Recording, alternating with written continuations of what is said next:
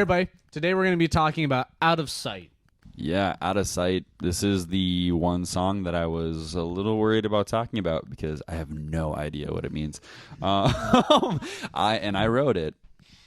This is actually one of the last songs we decided to write for the album. We had like everything picked out and like pretty much finalized. And then I was like, guys, I wrote this song and it's really good. And I think actually you guys never asked, but I'm pretty sure Evan was like, oh yeah, what's it about? And I was like, no idea. This song came about, instead of an overview, I'll tell you how it was written. I was playing Pokemon Sword and Shield because I still love Pokemon. I'm going to throw that out there. I have not played it in a while, but spoiler alert. So if you're going through the storyline right now and you haven't played it, there's a mural on the wall, and it plays a big part of the entire game. And I just clicked in my head. I was like, painted like a mural on the wall, and I couldn't figure out how else to add it. So I like sang this part like, painted like a mural on the wall, and it was like da-da-da-da, just in like over and over again. And I was just hanging out, and all of a sudden, I started getting more Pokemon flashbacks. This entire song is inspired by Pokemon. Did you know this? Yep. I did know this. Same. So I am in the dark. So You are out of sight. You are out of sight, Dan. Apparently. Out of mind. No, it took me back to I don't remember which game it was. That's sad. The Pokemon Tower, where it's got all like you meet Cubo, you meet the Morowalk, the Cubo's mom or whatever. You got to go through it, and I was like, if you're just like the ghosts from down the hall, and it went from there, painted like a mural on the wall. If you're just like the ghost from down the hall, all Pokemon related. I'm tripping over all this. I'm Yeah, like, I had no no joke. idea any of this. And then, honestly, it just kind of felt like a road trip song. So I thought about driving outside of town. The city lights are fading now. Tell me where is home. And I was like, okay. And then the rest of it was just words. Yeah, I just started coming up with things that kind of rhymed and sounded poetic, and it just flowed.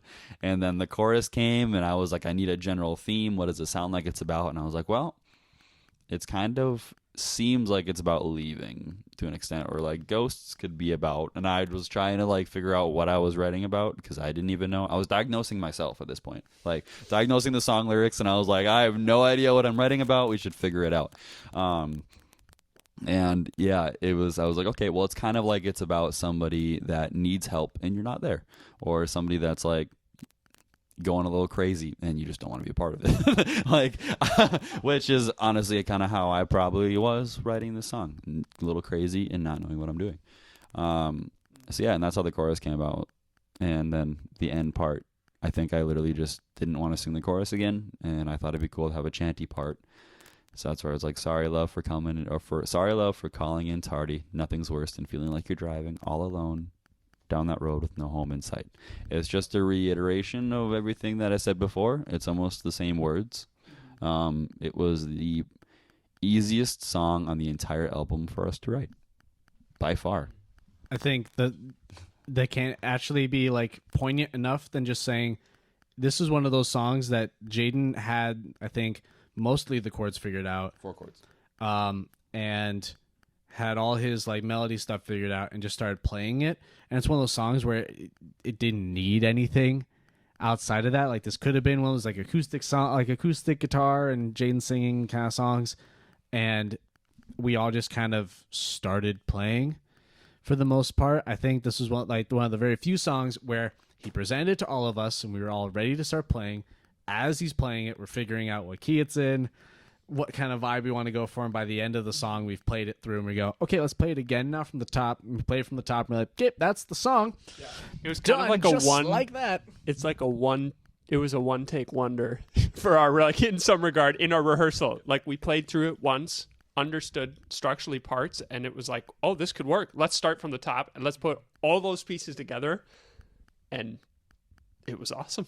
Yeah.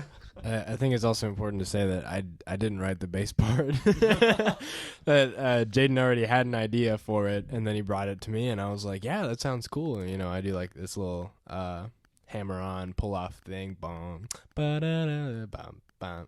And we were actually playing, it was the farmer's market, Red River Market, and my bass instructor was there.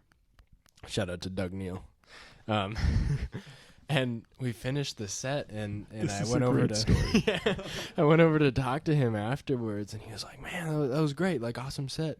He was like, "I like this song that you did, whatever. I liked like whatever." And he was like, "That one, it was like the seventh one or whatever that you played." And I looked at our set list, and I was like, "Out of Sight." And he's like, "Yeah, you didn't write that bass line." And I was like, "How did you know that?"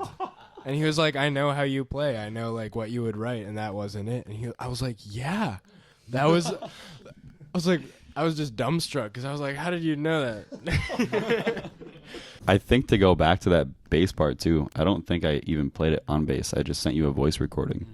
I'm pretty sure I was like, doom, da, da, dum, dum, dum, like a really bad like iPhone like Apple recording, and I just like, this is what I have an idea for a bass. I'm pretty sure you were expecting a bass line, and I just sent you like doom da da dum dum dum da da da dum dum.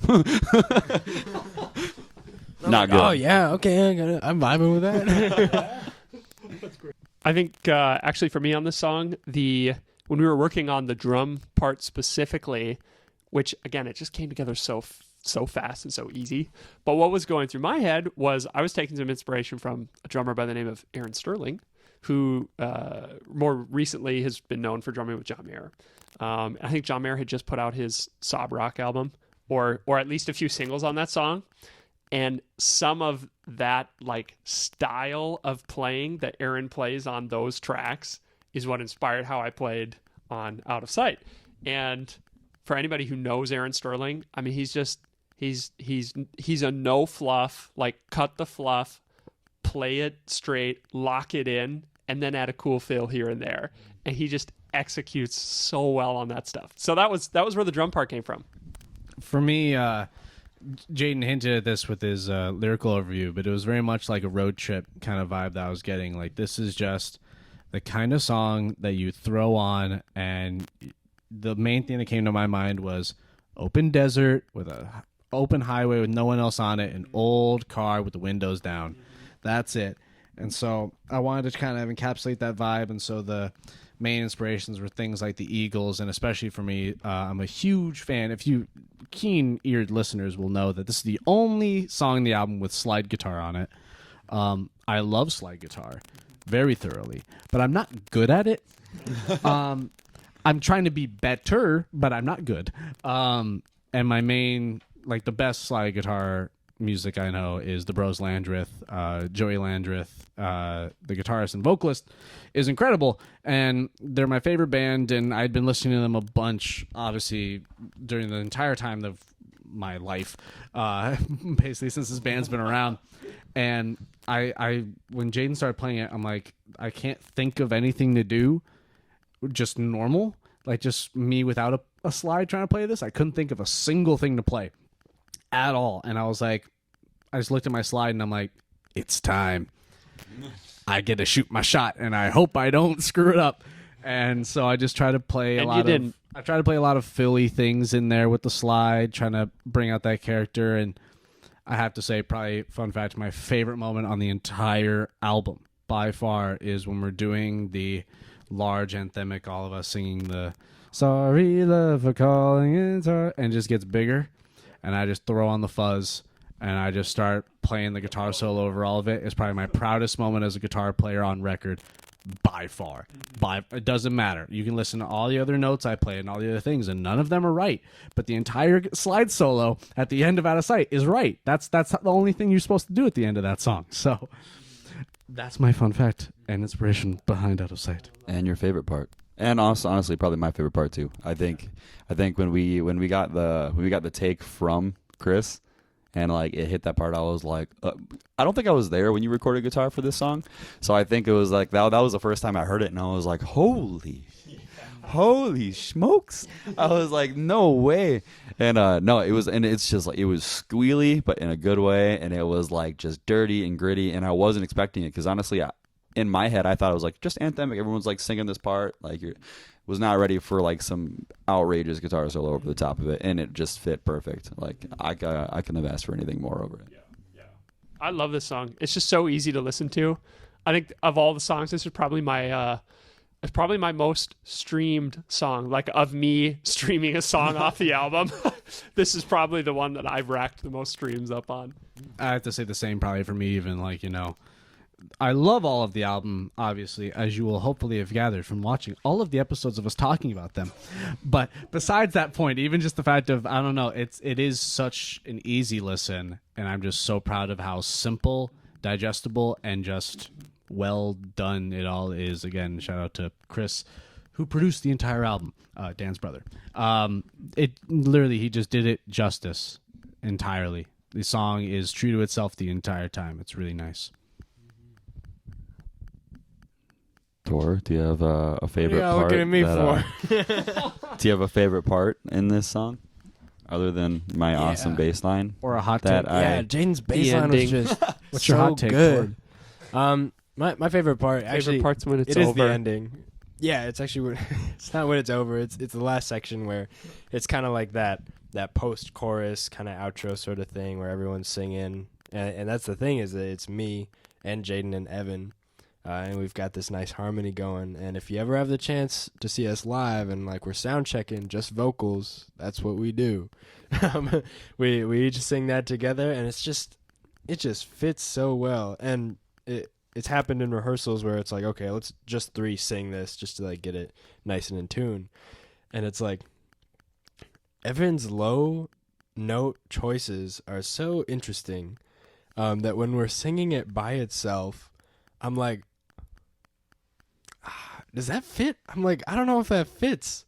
But then when we put it together, like with instruments and everything, you hear it come through. And with the context, it's insane and it's awesome. But I'm like, I'm always like,